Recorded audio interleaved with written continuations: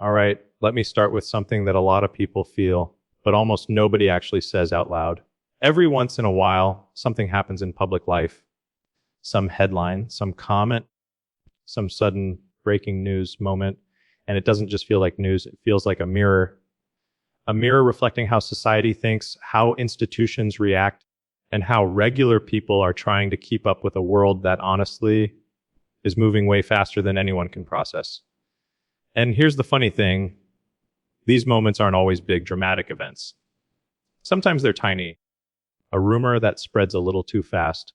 A small misunderstanding that somehow turns into a trending topic. A shaky claim repeated so many times that people start to believe it just because it's everywhere. Or maybe it's just a simple comment from a public figure, nothing wild, but it hits people harder than expected because it taps into something deeper. You've seen this happen. Everyone has. A story breaks, people talk about it nonstop, social media goes crazy, influencers start reacting, analysts start speculating, and then almost like nothing happened. The whole thing quietly fades away once the real facts come out. And by the time the actual details are known, most people have moved on. They never see the correction. They only remember the noise. And honestly, people are exhausted by that noise. It feels like the last decade has been one long information storm where every week something huge seems to happen. But if you look closely, most of these huge events aren't actually big. They're just loud. Loud enough to get clicks, loud enough to spark reactions, loud enough to get shared 1 million times, and then they disappear, leaving people more confused than informed. And here's the part nobody likes to admit. It's not just the news. It's not just social media. It's all of us. We live in a world where being fast matters more than being accurate, where reacting beats reflecting, where being first is more important than being right. And that creates this quiet, constant tension, especially for people who grew up in a time when information moved slower and institutions felt more reliable. That tension builds. Over years, it builds. It creates doubt. It creates fatigue. It makes people feel like they can't fully trust anything they're seeing, even when the information is legitimate. And once enough people feel that way, society doesn't just get divided by opinions, it gets divided by completely different realities. I've talked to older people, middle-aged people, young people. Everyone, and no matter the age, they all describe the same feeling. The truth is harder to find now than ever before. Not because people are lying more, but because the truth gets drowned out by the noise. And once that happens, once clarity becomes rare and confusion becomes normal, people start looking for voices that make sense again. Voices that talk plainly. Voices that connect the dots without turning everything into drama. Voices that acknowledge reality, even when it's uncomfortable. That's why conversations about trust in news, trust in institutions, trust in the system have become so central today. It's not that people suddenly woke up cynical. It's that getting hit over and over with unclear, sensational, or incomplete information just wears people down. So when a story collapses within hours or when different sources contradict each other before anyone even checks the facts, people don't just see a mistake, they see proof of a pattern. And once something feels like a pattern, it becomes very hard to ignore. But the real impact isn't in the story itself. It's what happens inside the viewer. They stop asking, is this true? And they start asking, can I trust the people telling me this? They stop asking, what happened? And start asking, why did they rush to report it? They stop focusing on what's the news and shift to who benefits from this narrative. And that shift from questioning facts to questioning trust, that's where the deeper issue sits. Because when trust drops, frustration rises. And when frustration rises, people look for explanations that cut through the chaos. Sometimes those explanations are calm and rational. Sometimes they're emotional. Sometimes they're just reflections of things people have been feeling for years, but nobody has ever put into words. That's why sometimes a single speech, a single comment, or a single story resonates much more than expected. Not because the moment itself is extraordinary, because it taps into something that's been quietly growing. People aren't frustrated because of one headline or one mistake. They're frustrated because they've lived the same cycle again and again. Rumor, reaction, confusion, correction. and then silence. And that cycle teaches people not to trust anything too quickly. You can see this across generations. Older adults say, this isn't how news used to be. Young adults say, I don't know what to believe anymore. And teenagers, most of them just tune out completely. They grew up expecting the chaos. So when something contradicts itself quickly, it hits differently, it reinforces the idea that you should be cautious, skeptical, selective. But if skepticism doesn't have something steady to hold on to, it slowly turns into cynicism. And that's the real danger. Because in the end, people want clarity, they want honesty. They want someone to explain things without trying to scare them or manipulate them or turn everything into outrage disguised as insight. And that's why today I want to speak plainly, calmly, not about a specific person or event or controversy, but about this larger pattern that so many people feel yet struggle to describe. A pattern that shapes how we interpret information, how we react to uncertainty, and how we navigate a world where attention is basically a form of currency now. And once you see that pattern, the whole landscape of modern information, the rumors, the reactions, the confusion, the fatigue, it all starts to make a lot more sense. You know, one of the strangest things about the world right now is how quickly a story can appear, spread, twist itself into 5 different shapes, and then vanish, all before anybody actually understands what happened. It's like watching fog roll in, thick and sudden, and then just disappear. Except, unlike real fog, this kind leaves something behind, an emotional residue. People don't always remember the exact details of the story, but they never forget how it made them feel. And that feeling sticks, and it shapes how they interpret the next story, and the next, and the next. Let me give you an example. Not a real one, just a fictional scenario that captures exactly how this pattern works. Imagine you're sitting there and suddenly every major form flashes the same alert. A high level official may be removed soon, according to 3 anonymous individuals. That's it. Nothing confirmed. Nothing verified. Just the word may sitting next to anonymous sources, and people react immediately, almost automatically, because that's what we've been trained to do. Commentators jump in. Social media explodes. Some people panic. Some people celebrate. But almost everyone reacts emotionally long before any actual facts surface. Now imagine you're the viewer. What should be clear information suddenly becomes blurry. Facts mix with guesses. Guesses mix with theories. Theories get repeated until they start sounding like facts. And before you know it, the original claim, which wasn't solid in the first place, becomes a nationwide talking point. Then 3 hours later, updated information comes out. Maybe the official didn't know anything about the rumor. Maybe they deny it. Maybe the sources quietly walk the story back. Maybe the original post gets edited or softened. But here's the important part. The correction never spreads as fast as the confusion. The fog shows up fast. The clarity shows up slow. And by the time it arrives, people have already formed opinions, picked sides, or filled in the blanks with their own assumptions. This happens constantly in politics, entertainment, finance, sports, everything. And whether people notice it or not, it creates this low-grade frustration that just hangs in the background. It's not one story that bothers people, it's the whiplash. The constant back and forth between what we think is happening and what's actually happening. And here's why that matters. Human beings need consistency to feel secure. When information keeps contradicting itself, people get defensive. They stop taking things at face value. They start looking for deception, even where there isn't any. And they become more drawn to explanations that simplify everything, even if reality is more complicated. That's why different generations react so differently. Older people say, why didn't they check before reporting this? Young adults say, everything online is fake anyway. And teenagers, they just scroll past because they grew up inside the fog. To them, chaos is normal. That's why different generations react so differently. Older people say, why didn't they check before reporting this? Young adults say, everything online is fake anyway. And teenagers, they just scroll past because they grew up inside the fog. To them, chaos is normal. But the feeling that doesn't go away across all ages is the sense that the world just isn't being explained properly, that people are being pushed around by waves of information without any kind of map.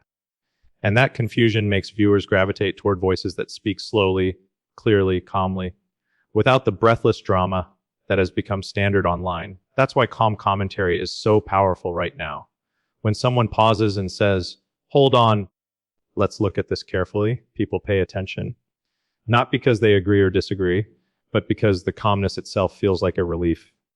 It gives them space to breathe, space to think. You see this even in fictional situations. Imagine a local community finds out that a public program lost millions due to fraud. The judge overturns a ruling. People don't know why. Rumors spread. Some feel betrayed. Others feel suspicious. But almost no one feels informed. It's not the event that frustrates people. It's the lack of clarity around the event. That frustration often turns into bigger questions like, why aren't we addressing the problems that affect everyday life? Why do small scandals get huge attention while real problems get ignored? Why does everything feel upside down? None of those questions come from politics. They come from lived experience, from grocery bills going up, from healthcare becoming complicated, from communities changing, from responsibilities increasing while stability feels like it's shrinking.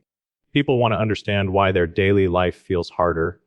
They want to know why the institutions that are supposed to help them sometimes feel slow or disconnected. They want leaders or even commentators who talk about what actually matters to them, not just whatever is trending. That's why commentary about domestic issues hits home, not because it's dramatic, but because it reflects everyday reality, housing costs, healthcare headaches, inflation pressure, local safety worries, fraud that wastes taxpayer money, systems that feel too slow or too confusing. These aren't political talking points, they're human experiences. And when someone speaks to them, people don't hear ideology, they hear themselves. That's what makes the idea of refocusing priorities feel so powerful. It's not a demand or a complaint.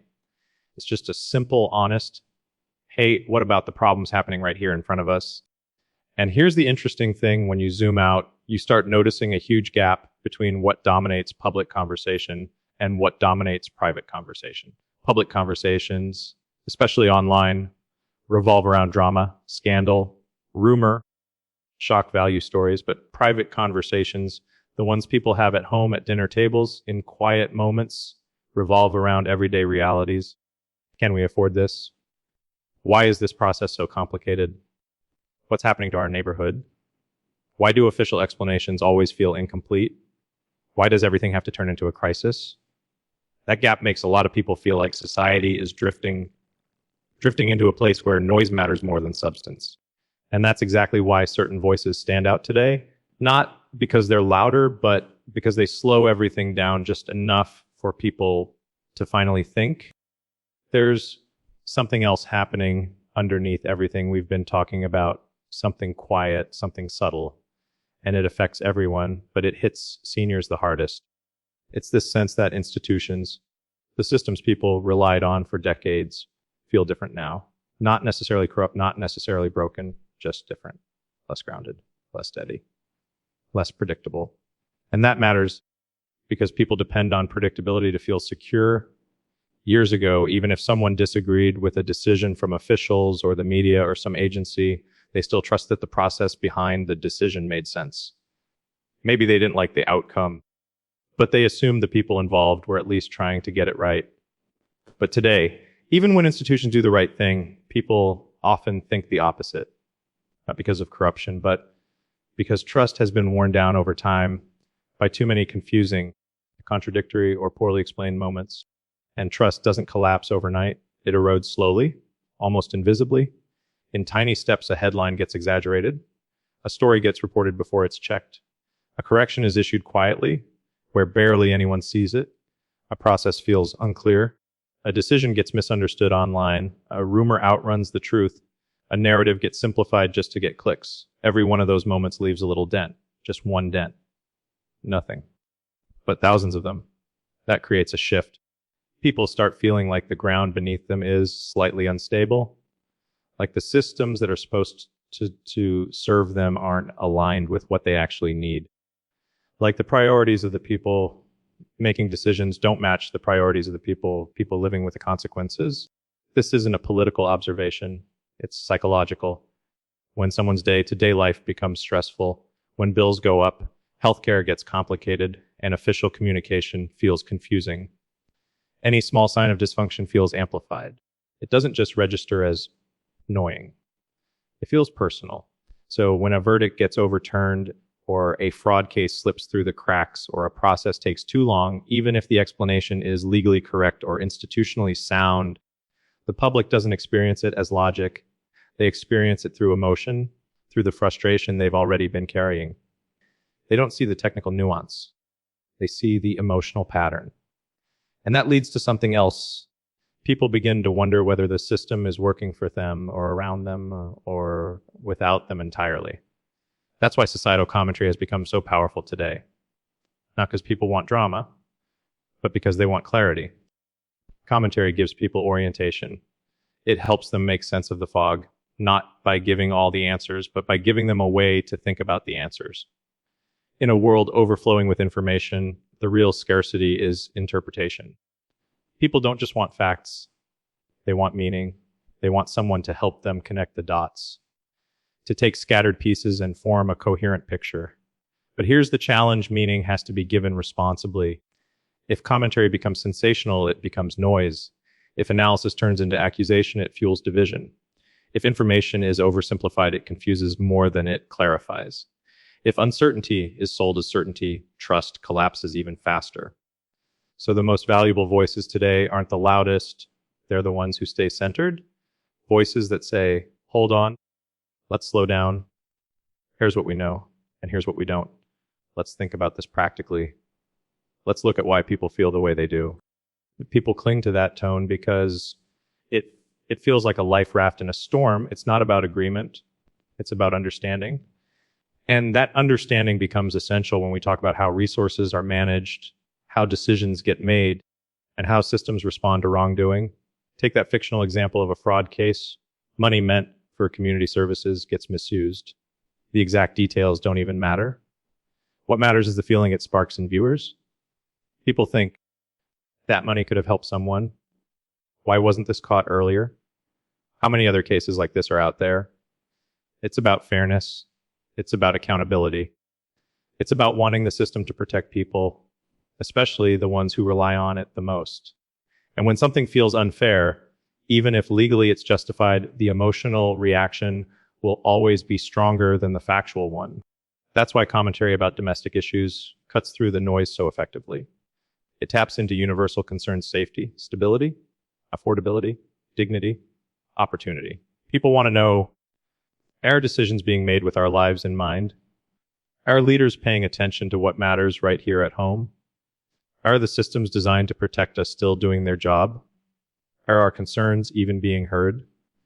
You see this especially with seniors, people who watched the country change for decades. They remember times when institutions felt steady, when communication felt clearer, when society moved a little slower and a little calmer. So when they see rapid changes, complicated processes, and contradictory information, it doesn't just confuse them, it triggers something deeper. Not nostalgia, but a longing for stability, a longing for reliability. That longing isn't political, it's human.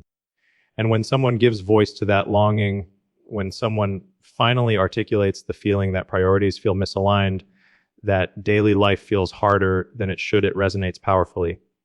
It feels like validation, like someone finally said what everyone else was quietly thinking. That's why commentary focused on clarity, accountability, and everyday issues feels so refreshing today. It restores something people feel they've lost, the sense that someone is actually paying attention to their lives.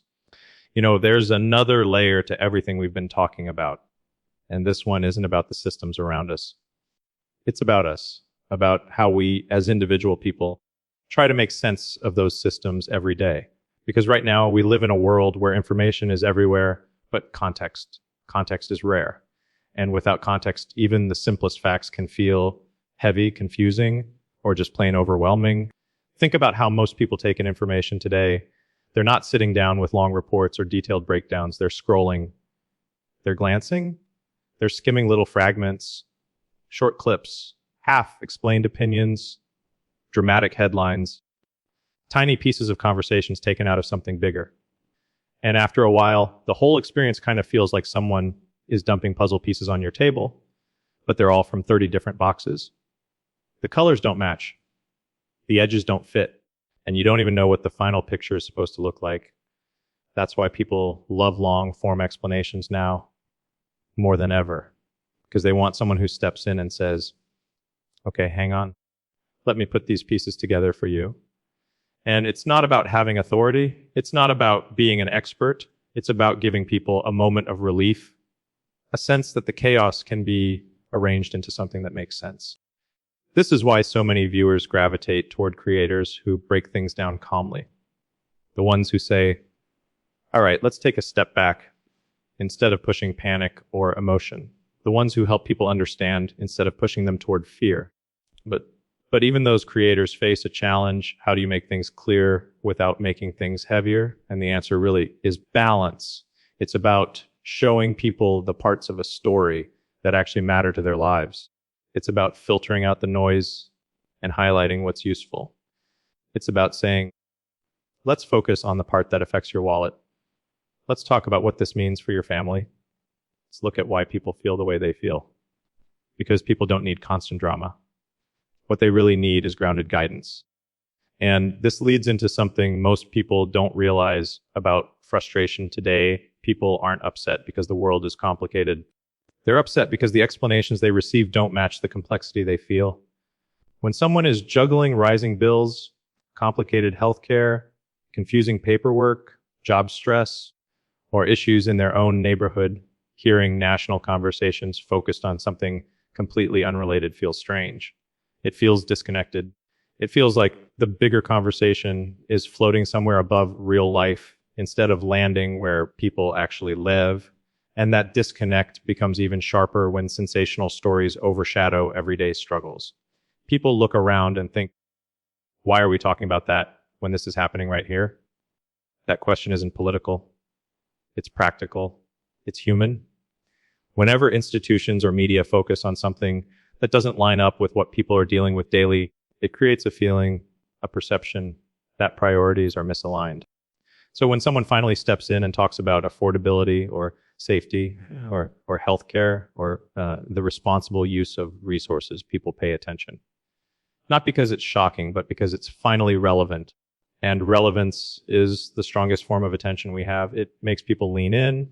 It makes them think, yes, that's exactly what I've been dealing with. It makes them feel seen. This is why commentary rooted in real life, not arguments, not drama, is so valuable right now. Because nearly everyone, regardless of age or background, is facing the same handful of pressures.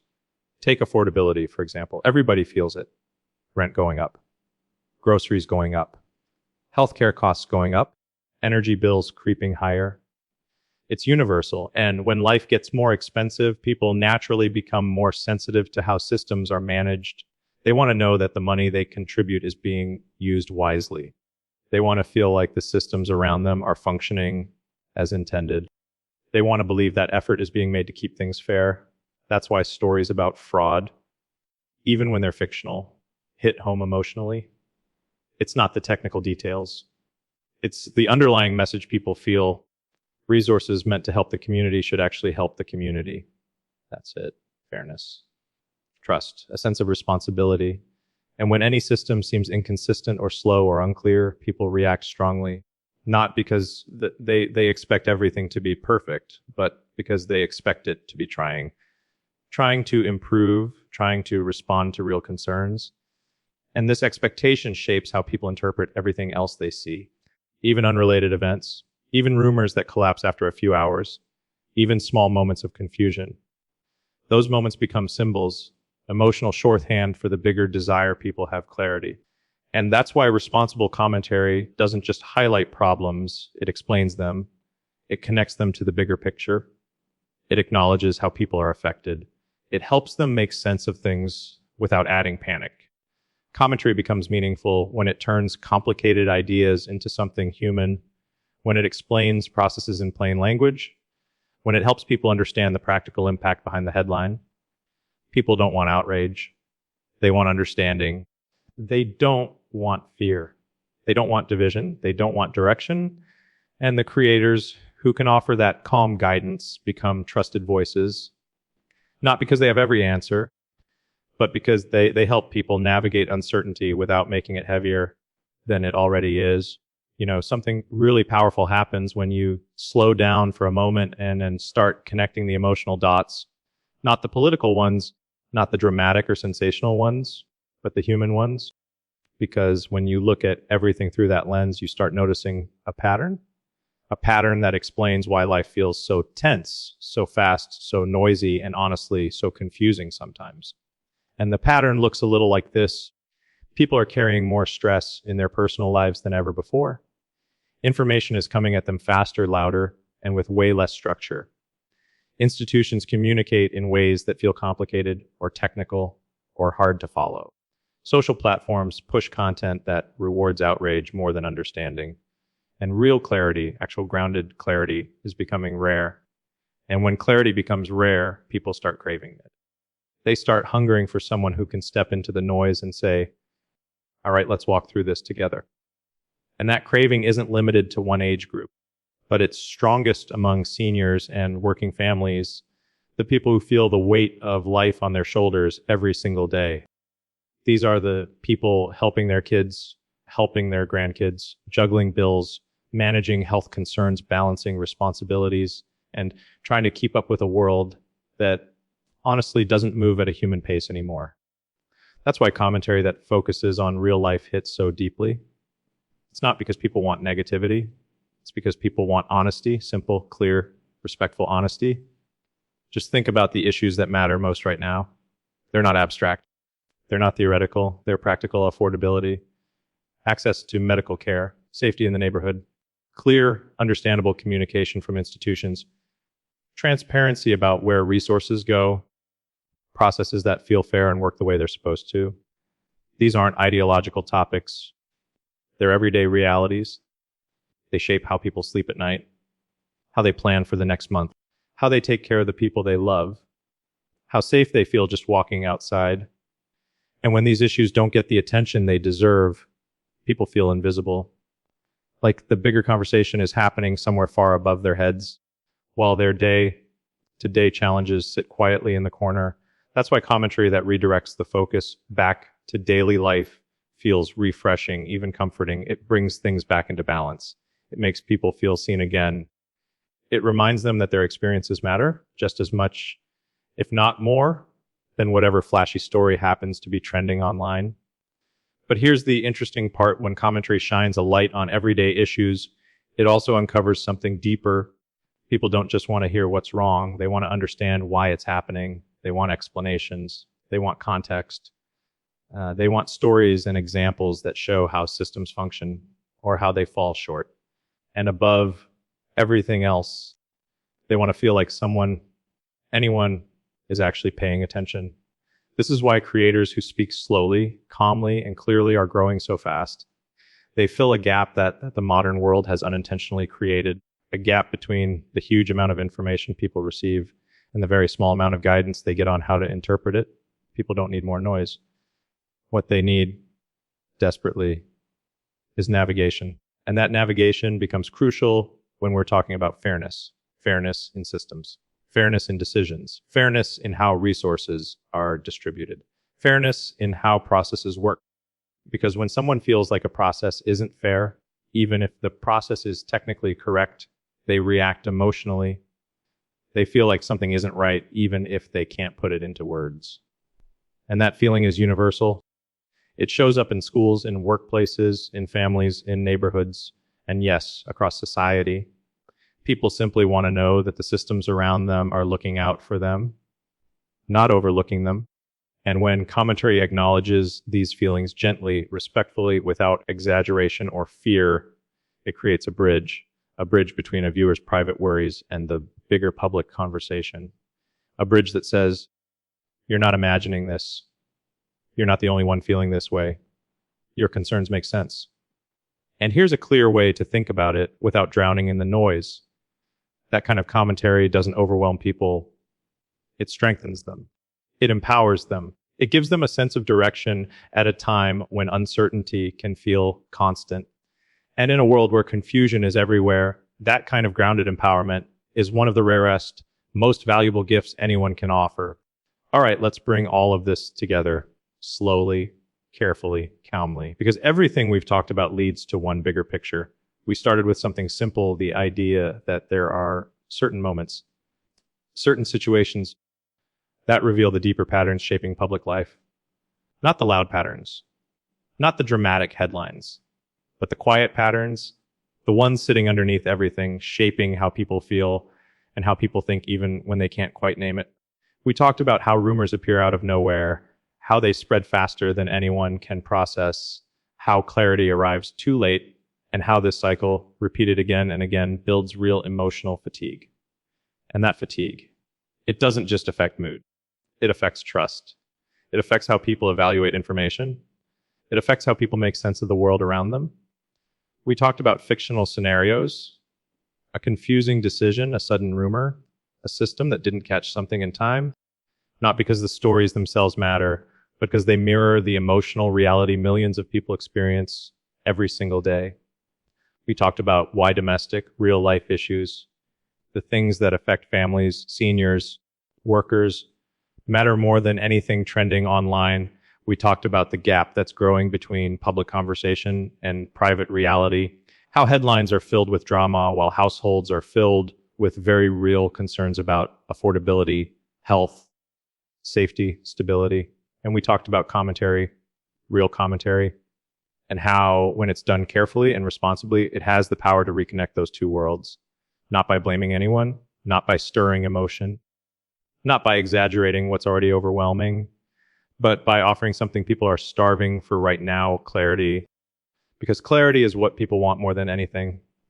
They want clarity about why life feels more expensive, clarity about why systems feel harder to navigate, clarity about how decisions get made, clarity about why some stories dominate the conversation while others disappear, clarity about why the world feels like it's moving at double speed, and thoughtful commentary, calm commentary, gives people that clarity. It doesn't tell them what to think. It gives them the tools to think. It doesn't choose sides. It explains the moving parts. It doesn't turn confusion into outrage. It turns confusion into understanding. And when people understand, something important gets restored, something society cannot function without a sense of orientation, a sense of balance, a sense of being grounded. That's what people truly want. That's what helps them breathe a little deeper. That's what helps them feel steady again. Because when you give someone clarity, you give them strength. When you give someone understanding, you give them confidence. When you give someone perspective, you give them stability. And when you speak calmly in a chaotic time, you become something like a lighthouse. Not because you control anything, but because you give people a way to navigate through everything. That's why this breakdown was built so carefully. No real individuals named, no real events referenced, no sensational claims. Not because real world examples don't exist, but because the goal here isn't to trigger emotion or feed confusion. The goal is clarity, clarity that doesn't violate trust, clarity that doesn't distort reality, clarity that doesn't exaggerate, because on this channel, clarity matters more than controversy. Perspective matters more than panic. Understanding matters more than noise. At the end of the day, people don't just want to know what's going on. They want to know how to interpret it, how to think about it, how to stay grounded while everything else moves quickly and unpredictably. And if this video helped you do that, even a little, then you're already ahead of the storm. You're already thinking more clearly than most people scrolling through their day half distracted. You're already learning how to separate the signal from the noise. And if any part of this resonated with you, take a moment to support the channel, like the video, subscribe for more calm breakdowns, and leave a comment telling me which part connected with you the most. Was it the exhaustion caused by contradictory information? Was it the feeling that priorities seem out of alignment? Was it the struggle of living in a world that's moving too fast? Or was it simply the relief of hearing someone speak plainly in a time when plainness feels rare? Whatever it was, your thoughts matter. Seriously, they help shape the direction of this channel and the kind of conversations we build here together. And before we close, I want to leave you with something simple, something I hope you carry with you. You're not powerless in all this. You're not lost in the fog. And you don't have to let noise decide how you think or how you feel. with clarity, with perspective, and with intention, you can navigate anything. And I'll be right here, video after video, helping you do exactly that.